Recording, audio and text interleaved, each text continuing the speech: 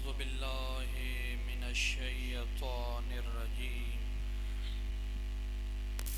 بسم الله الرحمن الرحيم.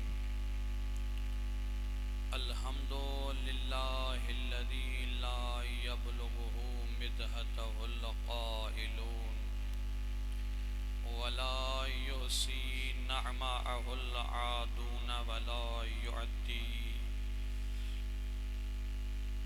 حقه المجتهدون الذي لا يدركه بعد الهمم ولا يناله غوص الفتن الذي ليس له صفة محدود ولا نعت موجود والعجل ممدود فطر الخلائق بقدرته ونشر الرياح برحمته. الصلاة والسلام على سيد الأنبياء والمرسلين أبي القاسم محمد. اللهم صل على محمد وآل محمد. والصلاة والسلام على سيد الوصيين इमाम मशारिक वल मगारिब ज़ीनतुल मस्जिद वल मिंबर साहिब साकिये हौज़ वल कौसर कातिलुल मुशरिकीन मरहबो अंतर मौलाना अमीर अल मुअमिनीन अली इब्न अबी तालिब।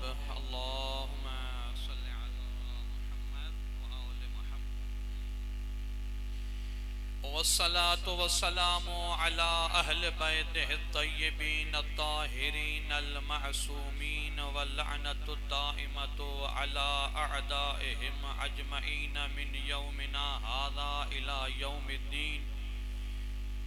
अम्मा बअद फ़क़द क़ालल इमामुल जाफ़र अस्सादिक़ अलैहि सलातु वस्सलाम। इन्ना जअलल्लाहुल इमामता फ़ी ज़ुर्रियतिही अॻियां पोयां मिली करे बुलंद सलवात। अल्लाहुम्मा सल्लि अला मुहम्मद व आले मुहम्मद। सभिनी मोमिननि खे हिकिड़ी बानीअ तरफ़ां ख़ुसूसी इल्तिमासात उन जे मरहूमिन जे लाइ हिकु मरतबो सूरत फ़ातिहा। बिस्मिल्लाहिर रहमानिर रहीम अल्हम्दुलिल्लाहि रब्बिल आलमीन अर्रहमानिर रहीम मालिकि यौमिद्दीन इय्याका नअबुदु व इय्याका नस्तईन इहदिनस सिरातल मुस्तक़ीम सिरातल लज़ीना अनअमता अलैहिम गैरिल मग़ज़ूबि अलैहिम वलद्दाल्लीन। सल्लवात अल्लाहुम्मा सल्लि अला मुहम्मद व आले मुहम्मद। अज़ान मोहतरम सामीन गिरामी, मौला बानी जो ही ज़िक्र तदो फ़र्शी अज़ा पंहिंजी बारगाह में मक़बूल व मंज़ूर फ़रमाए। जेकी जेकी हिन मौसम में पंहिंजो घर छॾे करे मौला जे ज़िक्र में शामिल थिया हो, ख़ुदावंद मुताल तव्हांजो अचणु पंहिंजी बारगाह में मक़बूल व मंज़ूर फ़रमाए। जेका जेका पंहिंजी दिलि में नेक तमन्नाऊं खणी आया हो, हाजतूं खणी आया आहियो, ख़ुदावंद मुताल तव्हांजे तमामु हाजात शरिया खे पूरो फ़रमाए। जिते जिते मोमिन रहनि था, ख़ुदावंद मुताल उन मोमिन जे माल जान इज़्ज़त नामूस जो तहफ़ुज़ फ़रमाए। ख़ुसूसन ख़ुदावंद मुताल खां दुआ आहे त जिते जिते मोमिनीन सां ज़ुल्म थी रहियो आहे, चाहे उहो लबनान हुजे, यमन हुजे, ईरान हुजे, इराक़ हुजे, शाम हुजे, ख़ुदावंद मुताल ज़ालिमनि खे निसो नाबूद फ़रमाए ऐं मोमिनीन जी मदद व नुसरत फ़रमाए। बुलंद हिकु सलवात अल्लाहुम्मा सल्लि अला मुहम्मद व आले मुहम्मद। ज़हमत जे करे न सम्झो जेके दोस्त कुझु पोइते वेठा आहिनि, सलवात पढ़ंदा अचो, अॻे जाइ काफ़ी ख़ाली पई आहे, जाइ कुशादी आहे, जीअं पोयों अचण वारे दोस्तनि खे तकलीफ़ न थिए। मिली सिली करे बुलंद सलवात अल्लाहुम्मा सल्लि अला मुहम्मद व आले मुहम्मद। अज़ीज़ान मोहतरम सामीन गिरामी, चंद मिनट अवां जे आॾो मौला जा चंद कलमात फ़ज़ाइल जा एक जुमलो मसाइब जो ताज़ो ताज़ो हाणे ईद उल अज़हा गुज़री आहे। ही महीनो भी कुर्बानी जो महीनो आहे, लेकिन हिन खां जेको तवज्जो कजो अॻियो महीनो अचे थो उहो भी कुर्बानी जो महीनो आहे। थोरो अॻियां पोयां तवज्जो कजो। ही महीनो मां पंहिंजनि लफ़्ज़नि में पंहिंजे ज़हनी एक तसव्वुर में चवां तो, जुमला अची विया आहिनि, इन करे चवां तो त ही महीनो उहो आहे जंहिं महीने में मुस्तफ़ा जे दीन तां असां शरीयत मुहम्मदीअ में, शरीयत इब्राहिमीअ में जानवरनि खे कुर्बान था कयूं, लेकिन इन खां बाद में जेको महीनो अचण वारो आहे ख़ुद मुस्तफ़ा जा बच्चा दीन ते कुर्बान थिया। थोरो अॻियां पोयां तवज्जो करे ॿुधो। यानी ही महीनो कुर्बानीअ जो आहे। कीअं त हिन महीने में कुर्बानी इब्राहिम ॾिनी आहे ऐं कुर्बान इस्माइल थियो आहे। थोरो मूंसां ॻाल्हायो। हिन महीने में कुर्बानी जनाबे इब्राहिम ॾिनी आहे ऐं कुर्बान जनाबे इस्माइल थियो आहे।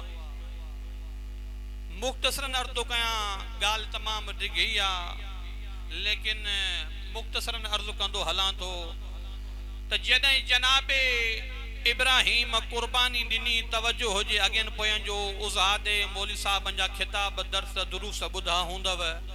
जनाबे इब्राहिम जॾहिं कुर्बानी ॾिनी, खुदावंद मुताल जो आवाज़ आयो त ए इब्राहिम असां तुंहिंजी कुर्बानीअ खे क़बूल कयो आहे।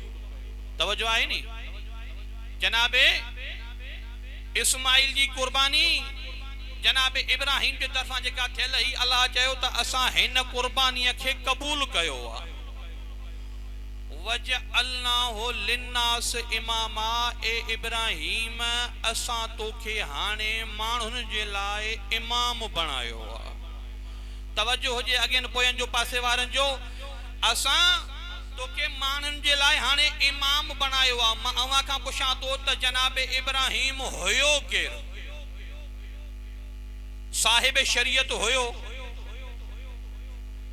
लगे तो आवाज समझ में कोन तो अचे, लाउड जे अचे तो आवाज। साहिब शरीयत हुयो, उलुल अज़म नबी हुयो, किताब वारो नबी हुयो, अल्लाह जो खलील नबी, अल्लाह जो दोस्त नबी हुयो। यानी एतरन फज़ाइलन जे बावजूद उलुल अज़म नबी भी हुयो, साहिब शरीयत भी हुयो, अल्लाह जो खलील दोस्त नबी भी हुयो, लेकिन अल्लाह जनाबे इब्राहिम खां इम्तिहान वतो। इम्तिहान खां बाद जॾहिं भी तवज्जो कजो त जॾहिं भी को पास वेंदो आहे त उन जो दर्जो बुलंद थींदो आहे, क्लास खे अॻिते वधायो वेंदो आहे। यानी उनखे 5 में आए पास कयईं त 6 में वेंदो आहे। साहिब शरीयत हुयो, उलुल अज़म नबी हुयो, तवज्जो नी, अल्लाह जो दोस्त नबी हुयो, लेकिन अल्लाह जॾहिं जनाबे इब्राहिम जो इम्तिहान क़बूल कयो त अल्लाह चयोसि असां तोखे माण्हुनि जो इमाम बणाए छॾियो आहे।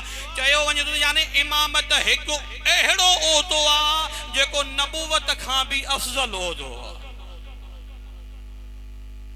यानी इमामत हिकु अहिड़ो उहिदो आहे। जनाबे इब्राहिम कुर्बानी ॾिनी,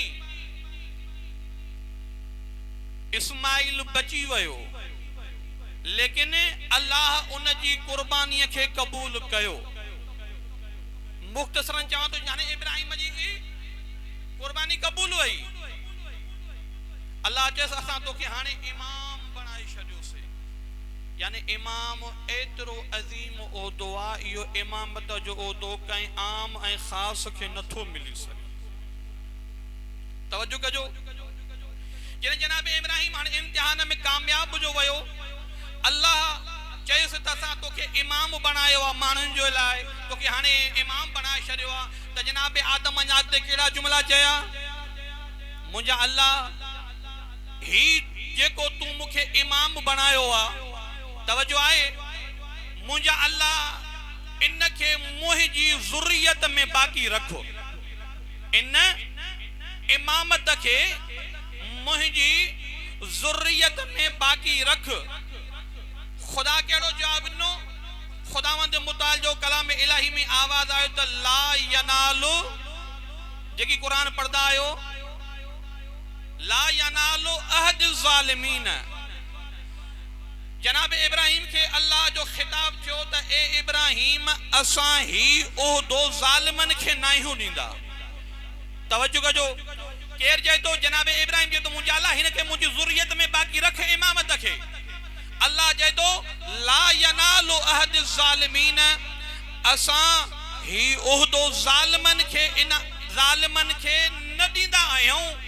अचो त हाणे क़ुरान खां पुछूं त बारे इलाहा तुझे हिन कलाम इलाही में तुझे हिन कुरान में मुंहिंजा अल्लाह तू ज़ालिम कंहिंखे सॾियो आहे तो खुदावंद मुताल जो सूरह तौबा में इरशाद थे तो त इन शिरक लज़ुल्मुन अज़ीम बेशक शिरक एक ज़ुल्म अज़ीम आहे जेको अल्लाह सां गॾु कंहिंखे मिलाए थो जेको अल्लाह सां गॾु कंहिंखे शरीक तो करे इहो ज़ुल्म अज़ीम आहे यानी जेको मुशरिक आहे उहो कॾहिं बि इमाम नथो बणिजी सघे त पोइ तूं इहे पंहिंजूं हथ जूं हदीसां जेके ठाहियूं थी छॾे ॾे त नबीअ खां बाद में जेकॾहिं इमाम हुजे हा नबी हुजे हा त फलाणो हुजे हा यानी इहे तुंहिंजूं पंहिंजूं हथ जूं हदीसूं ठहियल आहिनि बेशक शिरक शायद एक ज़ुल्म अज़ीम आहे अल्लाह जनाब इब्राहिम के इन कुर्बानी के बदले में इमामत अता कई इब्राहिम कुर्बानी दिनी इस्माइल बची वयो लेकिन इन मुहर्रम में इमाम हुसैन एक कुर्बानी न दिनी ब कुर्बानियों न दिनियूं फ़कत पंहिंजे बच्चन की कुर्बानी न दिनी पंहिंजे दोस्तन की कुर्बानी पंहिंजी असहाब पंहिंजी औलाद यानी हर शय के पंहिंजे दीन ता नाने जे दीन ता कुर्बान करे छॾियो इमाम जाफर सादिक अलैहिस्सलातु वस्सलाम जन इरशाद फरमाइन था मौला जी ज़ात एक बुलंद सलावत अल्लाहुम्मा सल्लि अला मुहम्मद व आले मुहम्मद जनाब इब्राहिम तवज्जो आहे कि अल्लाह ओदो इमामत जो दिनो कुर्बानी दिनई पुत्र भी बचाई लेकिन पोइ भी अल्लाह उनके इमामत जो एतरो अजीम दर्जो इनायत कयो कुरान में अल्लाह फरमाए तो तब शौ इमाम फरमाए तो खुदावंद मुताल इमाम मजलूम करबला के इन्न जअलल्लाहुल इमामत फी ज़ुर्रियतिही व इजाबतुद दुआ इंद कुब्बिही व शिफाउन फी तुरबतिही व तुअद्दु अय्याम ज़ाइरिही जाइयन शो इमाम फरमाए तो खुदावंद मुताल इमाम हुसैन के 4 फजीलतूं शहादत जे बदले में इनायत कयूं आहिनि तो जो आए तो मुख्तसर अर्ज कयूं वञा घणी फजीलतूं ॾिनियूं आहिनि 4 फजीलतूं अल्लाह इमाम हुसैन अलैहिस्सलातु वस्सलाम जी ज़ात के अता कयूं आहिनि शहादत जे बदले में इन जअलल्लाहुल इमामत फी ज़ुर्रियतिही सब खां जेका वडी अल्लाह फजीलत इमाम हुसैन के शहादत जे बदले में अता कया तो खुदावंद मुताल इमाम हुसैन जे ज़ुर्रियत में इमामत के रखियो इमाम हसन बिया इमाम हुसैन बिया जन्नत जा सरदार भी बही आहिनि जन्नत मां लिबास भी बिन्ही जे लाइ अचे तो तवज्जो आहे कि पोयन जी जन्नत जे लाइ लिबास बिन्ही जे लाइ अचे तो नबी भी बिन्ही के कुल्हन ते खणी करे घुमाए तो असां जे लाइ कोई फर्क कोन्हे को जन्नत मां ताम भी सभिनी जे लाइ अचे तवज्जो आहे हसन जे लाइ भी अचे हुसैन जे लाइ भी अचे जेकर मुस्तफा पंहिंजे कुलनि ते खणी करे घुमायो आहे त हुसैन खे न ॿिन्ही खे खणी करे घुमायो आहे। लेकिन शौ इमाम फरमाए थो अल्लाह जेका फज़ीलत हुसैन खे अता कई आहे शहादत जे बदिले में त जअलल्लाहुल इमामत फी ज़ुर्रियतिही, अल्लाह हुसैन जे ज़ुर्रियत में इमामत खे रखियो आहे, हसन जी ज़ुर्रियत में इमामत खे न रखियो आहे। जेके भी इमाम आहिनि, इमाम ज़ैनुल आबिदीन अलैहिस्सलातु वस्सलाम खां वठी करे महदी मौला ताईं सब जो सब ज़ुर्रियत हुसैन मजा, सब जो सब पुश्ते हुसैन मजा आहिनि। या फज़ीलत अल्लाह इमाम हुसैन के शहादत जे बदले में अता कई आहे। ऐं ॿी फज़ीलत जेका खुदावंद मुताल शौ इमाम फरमाए तो अता कई आहे मज़लूम करबला के। मौलाजन फरमाइता इजाबतु दुआ इंद कुब्बिही, जेको भी मज़लूम करबला जे रोज़े जे हेठां गुंबद जे हेठां वञी करे दुआ घुरदो आहे, अल्लाह उन जी दुआ खे क़बूल कंदो आहे। अल्लाह उन जी दुआ खे क़बूल कंदो आहे। ऐं टियों मौला फरमाए थो त खुदावंद मुताल जेका फज़ीलत अता कई आहे त वशिफ़ाउन फी तुरबतिही, अल्लाह मज़लूम करबला जी खाक में, करबला जी मिट्टीअ में शिफ़ा रखी आहे। ऐं चौथों इमाम जन फरमाइनि था जेको मज़लूम करबला जी ज़ियारत जे लाइ वञे थो, इमाम जी ज़ियारत करण वञे थो, टे ख़ुसूसियतूं मौला सां मंसूब हुयूं, लेकिन चौथी जेका ही फज़ीलत मौला सां मखसूस न आहे बल्कि मौला जे मञण वारनि सां आहे। शौ इमाम फरमाए तो जेको भी पंहिंजे ज़िंदगीअ जा अयाम कढी करे मज़लूम करबला जी ज़ियारत जे लाइ निकिरे तो, अल्लाह उन जा इहे ॾींहं ज़िंदगीअ में शुमार नथो करे। यानी ही फज़ीलत आहिनि जेके चार शइ इमाम जी बेक़ौल खुदावंद मुताल इमाम हुसैन अलैहिस्सलातु वस्सलाम के इनायत कयूं वयूं आहिनि।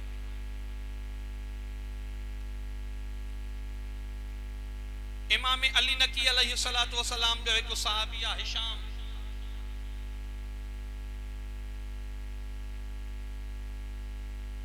जिन हिशाम मौला जी बारगाह में आयो, तवज्जो कजो आखिरी ॻाल्हि करे बस ख़त्म थो कयां। इमाम जन फरमाइनि था हिशाम वञ मुंहिंजे अज़ीज़न मजा रिश्तेदारन मजा को माण्हू ॾिस त मां उनखे करबला मोकिलियां, उहे वञी मुंहिंजे लाइ दुआ कनि। थोड़ी तवज्जो कजो मुंहिंजी तरफ़। मुंहिंजे लाइ वञी करे, मौला जी तबीयत ख़राब हुई यानी बुखार हुयो, मौला तॾहिं पंहिंजे साहिब खे चयो वञ मुंहिंजो को रिश्तेदार ॾिस त मां उनखे करबला मोकिलियां और वञी करे मुंहिंजे लाइ दुआ घुरे। हिशाम जो वञे पियो मौला जे घर जे तरफ़, मोहल्ले जे तरफ़, ईअं उनखे अली इब्न हिलाल तारीख़ में मिले तो मौला जो हिकिड़ो रिश्तेदार आहे उहो मिलियो। चए तो छो न ॿिए खे चवां वञी करे त इनखे मौला जो जेको पैगाम आहे मैसेज आहे वञी करे ॾियां। त हिन चयो तवज्जो कजो, अली इब्न हिलाल चए तो मौला हीअं फरमायो आहे त मुंहिंजो को रिश्तेदार ॾिसो उनखे वञी करे चयो त मुंहिंजे लाइ करबला में वञी करे मज़लूम करबला जो रोज़े जे हेठां वञी करे दुआ घुरे। तवज्जो आहे किन पोयनि जी? तवज्जो आहे त हिकु बुलंद सलवात अल्लाहुम्मा सल्लि अला मुहम्मद व आले मुहम्मद। सलवात ढरी था पढ़ो, आड़े पाड़े वारनि खे ख़बर पए प्रोग्राम काफ़ी टाइम खां शुरू भी आहे, ख़त्म थियण और आहे। कमिल सिली करे बुलंद सलवात अल्लाहुम्मा सल्लि अला मुहम्मद व आले मुहम्मद। आए तवज्जो। चए तो बंदे खुदा अली इब्न हिलाल जरी इहो हवाल मौला जे रिश्तेदार सां कयो त उन कहिड़ो जवाब ॾिनो? के तो मौला खे चयो त जहिड़ो मौला इमाम मज़लूम करबला भी ओड़ो इमाम मौला पाण छो नथो दुआ घुरे? तवज्जो आहे? मौला पाण छो नथो दुआ घुरे? छा मौला जी दुआ क़बूल न वेंदी? मौला खे सेहत न मिलदी? वरी चएसि तो इमाम मासूमा, मां गुनाहगार आं, मां गुनाहगार वञी करे इमाम जे लाइ दुआ घुरां। त हिन खे बि ॻाल्हि दिमाग़ में इहा सिंधीअ में पाण चवां त ठहकी लॻी ॻाल्हि इहा दिमाग़ में सिधो मौला वटि अची करे पहुता मौला खे हिननि ॻाल्हि कई त मौला तव्हांजो जेको रिश्तेदार आहे माइट आहे हीअं तो हवालो करे मौला पाण छो नथो दुआ घुरे मां गुनहगार थी वञी करे तवजो कजो मां आख़िर जुमिलो अर्ज़ु कयां मौला पाण छो न दुआ घुरे तो मां मौला जे लाइ गुनहगार वञी करे दुआ घुरां त इमाम जन जवाब ॾियण जे बदिरां अली बिन हिलाल के ऐं अबू हिशाम खां मौला जन सवाल पुछो आहे मौला जन पुछाईंदा ए अबू हिशाम ॿुधाए त सही बैतुल्लाह अफज़ल या असांजो नबी अफज़ल आहे तव्हां बि थोरो ॻाल्हायो केरु अफज़ल आहे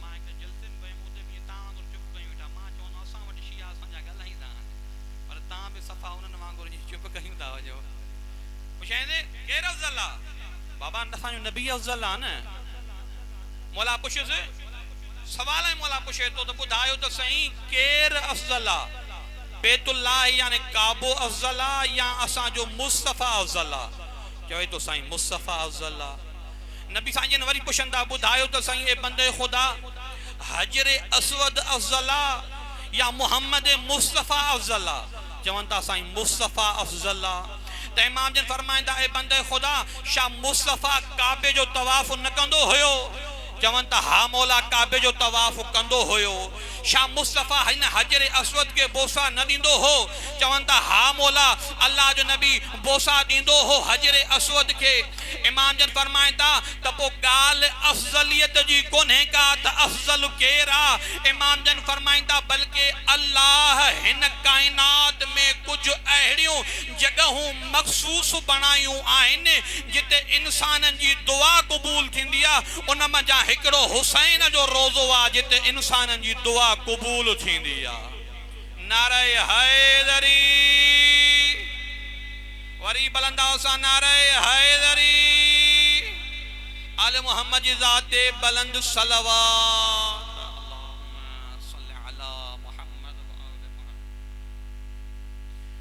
असां मौलिन सां नारो बि घटदा मोमिन हाणे इंशाअल्लाह तव्हांखे भाऊ नारा घणा हणाईंदो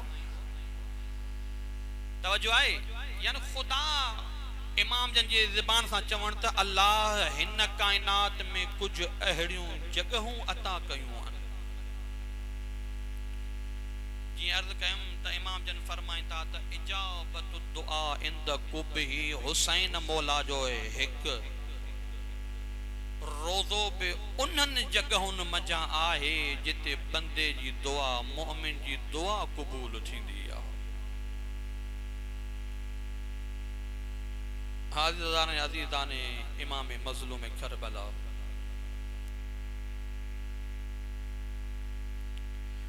अल्लाह जे दीन ते इब्राहिम कुर्बान कयो इस्माइल खे इस्माइल बची वियो त दुनिया वारा ईद कनि था बची वियो त तॾहिं ईद कनि था लेकिन मां चवां जेको ही अचण वारो महीनो आहे इन महीने में हुसैन दीन तां कुर्बान थी वियो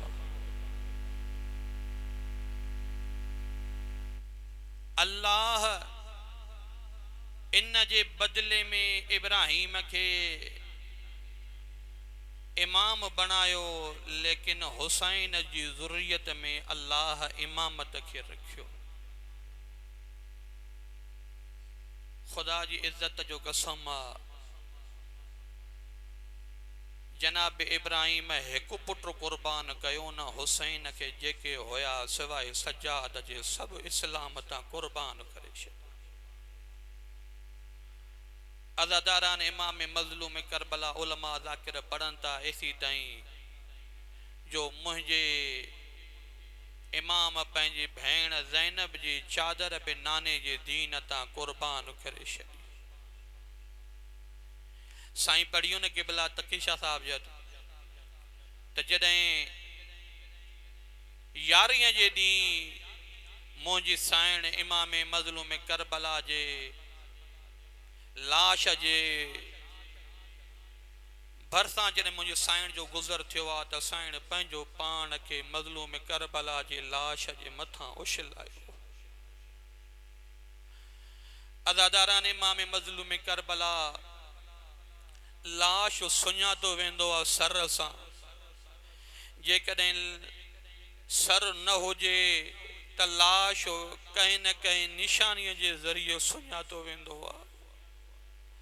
अज़ादारा ने इमाम मज़लूम करबला लेकिन मुझे इमाम ते एतरो मुसलमानन जुल्म कयो जो को इमाम जो कुर्तो लाहे वयो, को इमाम जी आंगुर कटे खणी वयो, को इमाम जो सर लाहे वयो।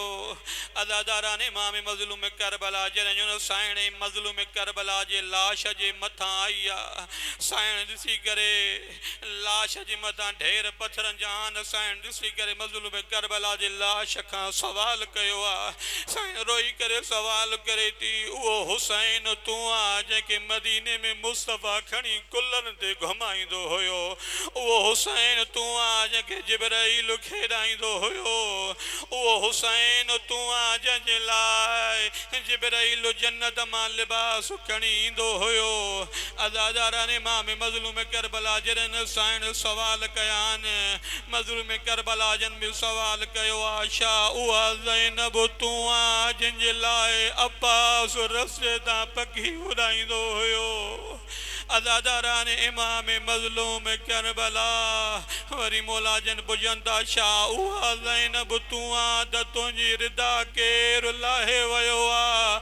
साईं रोई करे फरमाई थी, भाउ तुंहिंजे लहण खां बाद में ज़ालिमनि असांजे खेमनि खे बायूं ॾिनियूं, ज़ालिम असांजा तूं सकीना जा दुर बि लाहे विया, भाउ तोखां बाद में असांजूं चादरूं बि लही वियूं।